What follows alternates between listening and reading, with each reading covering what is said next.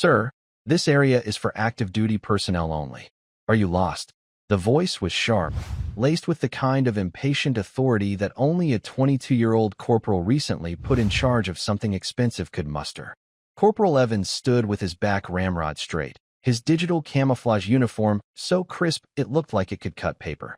He eyed the old man who had somehow wandered onto the firing line of the most advanced long-range weapons facility west of the Mississippi. The man was a study in contrast to the high-tech surroundings. His jeans were faded, worn soft at the knees. A simple flannel shirt, frayed at the cuffs, was tucked in loosely. His face was a road map of wrinkles, etched by sun and time, and a slight, almost imperceptible limp favored his left leg as he walked. He held a thermos in one hand and a pair of ancient-looking binoculars in the other. He didn't look lost. He looked like he belonged to a different era entirely, one that had been paved over to make room for this sterile world of ballistic computers and carbon fiber rifle stocks. The old man smiled, a slow, gentle expression that didn't quite reach his eyes. His eyes were different. They were a pale, piercing blue, and they weren't looking at Evans, but past him, downrange, where the heat haze shimmered over 2 miles of scrubland. "Not lost, son," he said, his voice a low, gravelly hum. "Just watching. Heard you boys were testing the new XM 20-inch." Evans bristled at the word son. "This is a classified weapons trial, sir. Civilian observation is prohibited. I'm going to have to ask you to return to the main gate and wait there." He gestured vaguely with his thumb, a dismissive flick of the wrist. The old man didn't move. He simply took a slow sip from his thermos. "That's a shame," he murmured, his gaze still fixed on the distant targets. "A lot of variables out here today. Tricky crosswind coming out of that canyon around the 2,000-meter mark, and the mirage is running left to right. It'll fool your scopes if you're not careful." Evans felt a hot flash of irritation. This old-timer, who probably thought a scope was high-tech if it had a crosshair, was lecturing him? He had top scores in his designated marksman course. "Sir, this area is for active duty personnel only. Are you lost?" The voice was sharp, laced with the kind of impatient authority that only a 22-year-old corporal recently put in charge of something expensive could muster. Corporal Evans stood with his back ramrod straight, his digital camouflage uniform so crisp it looked like it could cut paper. He eyed the old man who had somehow wandered onto the firing line of the most advanced long-range weapons facility west of the Mississippi. The man was a study in contrast to the high-tech surroundings. His jeans were faded, worn soft at the knees. A simple flannel shirt, frayed at the cuffs, was tucked in loosely. His face was a road map of wrinkles, etched by sun and time, and a slight, almost imperceptible limp favored his left leg as he walked.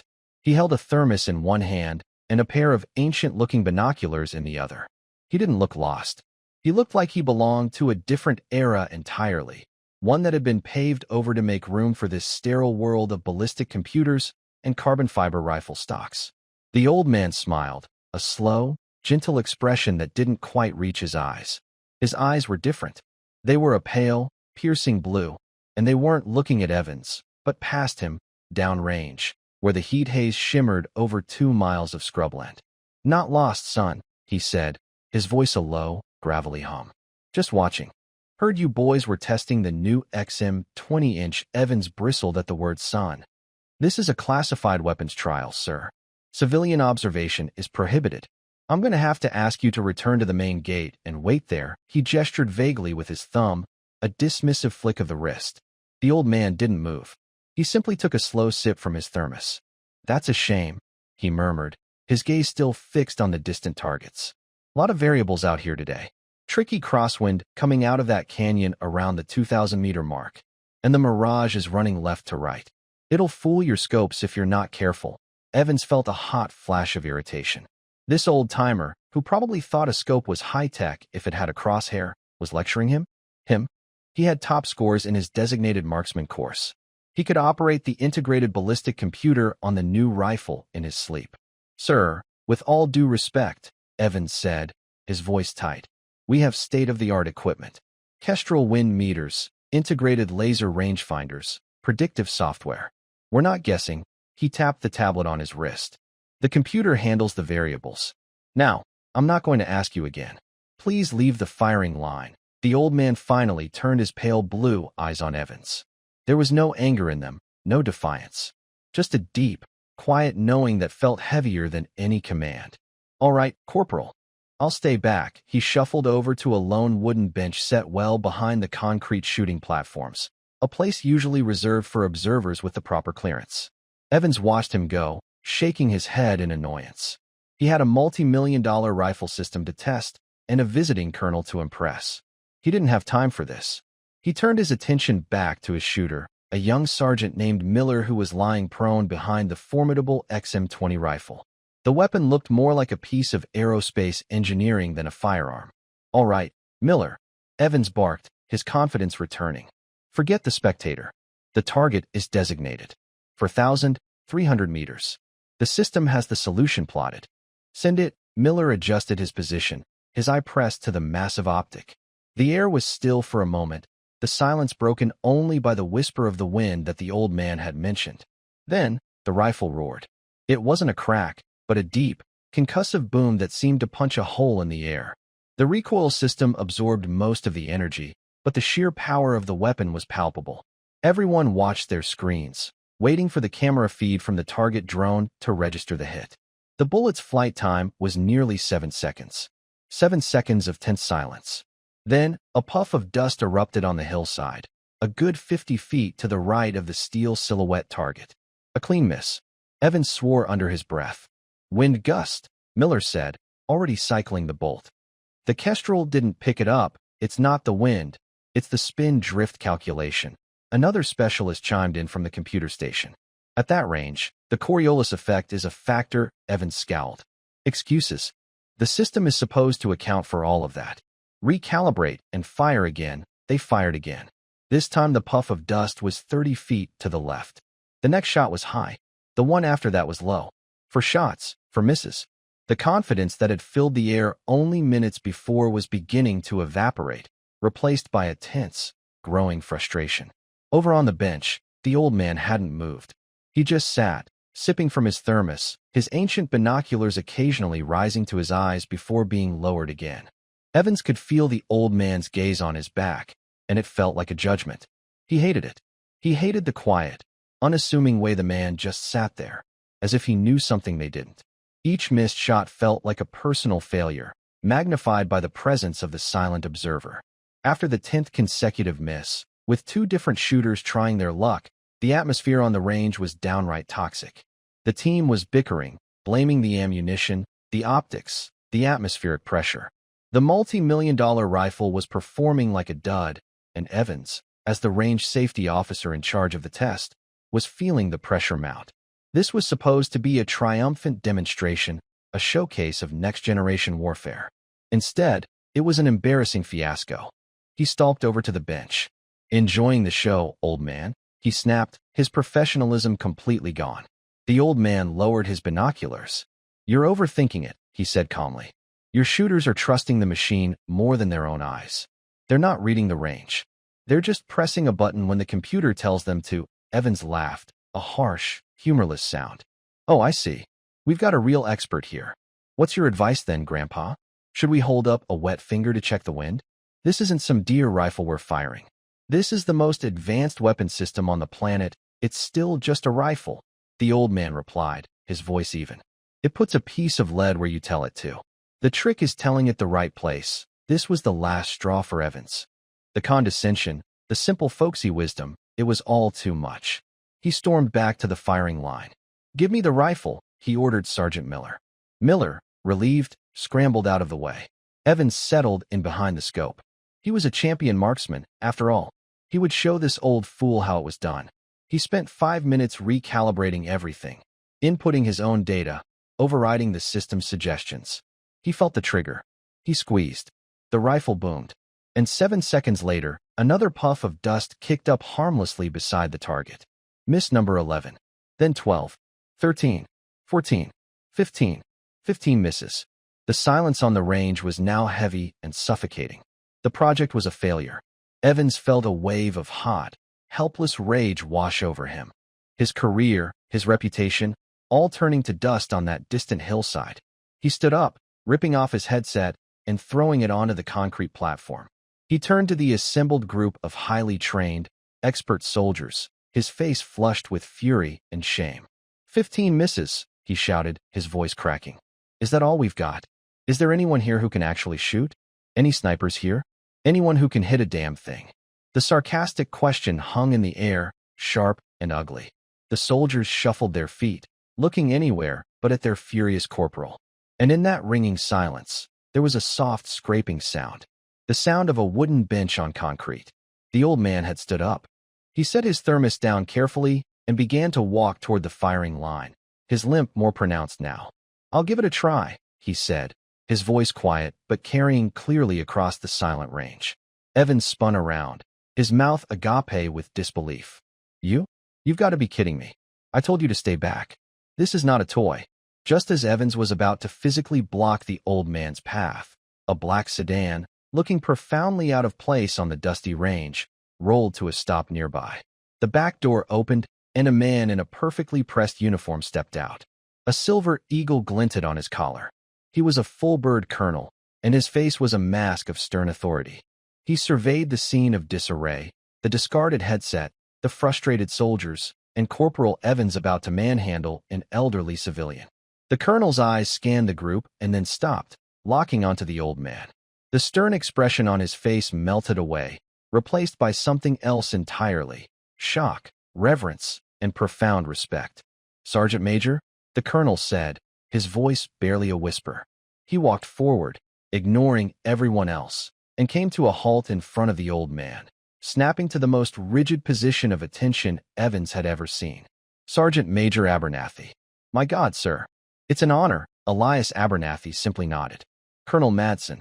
It's been a long time. Corporal Evans felt the blood drain from his face. Sergeant Major? Sir? He looked from the decorated colonel to the old man in the flannel shirt, his mind struggling to connect the two realities. This couldn't be happening. Colonel Madsen turned, his gaze falling upon Evans with the force of a physical blow. Corporal, he said, his voice dangerously low and cold. Do you have any idea who you were speaking to? Evans could only stammer. And no, sir. He's a civilian, I thought. You thought wrong. Madsen cut him off. He swept his arm out to encompass the entire group of young soldiers, who were now staring in stunned silence. All of you, look at this man. This is Sergeant Major Elias Abernathy. You read about him in your history books at sniper school, only you know him by a different name. The ghost of the Zabarkale Valley. A collective gasp went through the small crowd. The ghost. It was a legend, a myth told to recruits to inspire them. A sniper from a long-past war who had made a single, impossible shot at over 2 miles with an old rifle, saving an entire platoon from being overrun. They all thought it was just a story, a training fable. This man, Colonel Madsen continued, his voice ringing with authority, wrote half the doctrine on long-range marksmanship you're failing to apply today. He served 30 years. He was wounded 3 times. He was awarded the Distinguished Service Cross, 2 Silver Stars, and for an action that remains classified to this day, the Medal of Honor. Madsen paused, letting the weight of his words sink in. He has more confirmed kills over 2,000 meters than anyone in the history of our armed forces. And you, Corporal, called him Grandpa and told him not to touch anything. The shame that washed over Evans was so complete, so absolute, that he felt he might collapse. He looked at Abernathy, truly looked at him for the first time. He saw the quiet dignity, the weight of history in his posture, the piercing intelligence in his eyes that saw everything and judged nothing. He had been standing in the presence of living history and had treated it with the contempt of a spoiled child. Abernathy seemed unfazed by the revelation. He simply looked at the XM-20 rifle with a professional's eye. It's a fine piece of engineering, Colonel, he said to Madsen. But it's got too many voices. Too many computers telling the shooter what to do. They've forgotten how to listen. He then turned his gaze back to the firing line. You boys have an M24 in the arms locker? There was a frantic scramble. 2 soldiers practically sprinted to the armory and returned moments later with a hard case. They opened it reverently. Inside lay a classic M24 sniper weapon system, the bolt-action workhorse of a previous generation. It was worn, the stock scuffed and oiled from years of use, but it was immaculately maintained. Abernathy picked it up. It settled into his shoulder as if it were an extension of his own body. He waved off the high-tech rangefinder and the wind meter. Instead, he pulled a small, tattered leather notebook and a pen from his back pocket. He didn't lie down immediately. He stood for a full 2 minutes, his pale blue eyes scanning the entire 2.5-mile distance to the target. He wasn't looking at the target itself. He was watching the way the wind rustled a patch of tall grass 1,000 meters out. He was observing the direction of the heat mirage shimmering off a rocky outcrop. He was reading the land, the air, the world itself. He made a few small notes in his book, a simple calculation of angles and windage that defied all the complex algorithms running on the nearby computers. Then, with a slow, deliberate grace, he lay down on the mat, his movements fluid and economical. He became part of the ground, low and steady. He worked the bolt, chambering a .308 Winchester round, a cartridge considered by the younger soldiers to be an antique for this kind of range. He didn't use the wrist-mounted tablet or the digital scope overlay. He put his eye to the simple glass of the Leupold scope, his left hand gently cupping the stock. The entire range held its breath. The colonel, the corporal, the young shooters, they all watched, mesmerized. This was a masterclass. The frantic, technology-driven energy of the last hour had been replaced by a deep, primal stillness. Abernathy's breathing slowed until it was almost undetectable. He was one with the rifle, one with the earth. Then, there was a gentle press. The crack of the M24 was sharp and clear, a nostalgic sound compared to the boom of the XM20. The bullet was on its way. The silence that followed was absolute. It stretched for an eternity. 1 second. 2. 3. They counted in their heads, tracking the invisible journey of the small projectile across the vast distance. 4. 5. 6. 7. 8 seconds. A tiny glint of light flashed from the distant steel target. A moment later, carried back on the very wind he had so expertly judged, came the faint but unmistakable sound. Thwack. A perfect, dead-center hit. For a moment, no one moved. No one spoke. The spotter on the high-powered camera just stared at his screen, at the clear, dark hole punched directly in the center of the target's torso. He finally found his voice. Hit. He whispered into his microphone, his voice filled with awe. Center mass. Confirmed hit. A slow, spreading wave of disbelief and then thunderous applause broke the silence. The young soldiers were cheering, not for a successful test, but for the witnessing of a miracle. They had just seen a legend come to life. Evans stood frozen, the colonel's words and the impossible sound of that impact echoing in his head. He watched as Abernathy calmly ejected the spent casing, his movements unhurried. The old sergeant major pushed himself up, his joints creaking slightly, and brushed the dust from his flannel shirt. He patted the stock of the old rifle like a favored horse. Colonel Madsen walked over and put a heavy hand on Evans's shoulder. Go on, son, he said, his voice soft.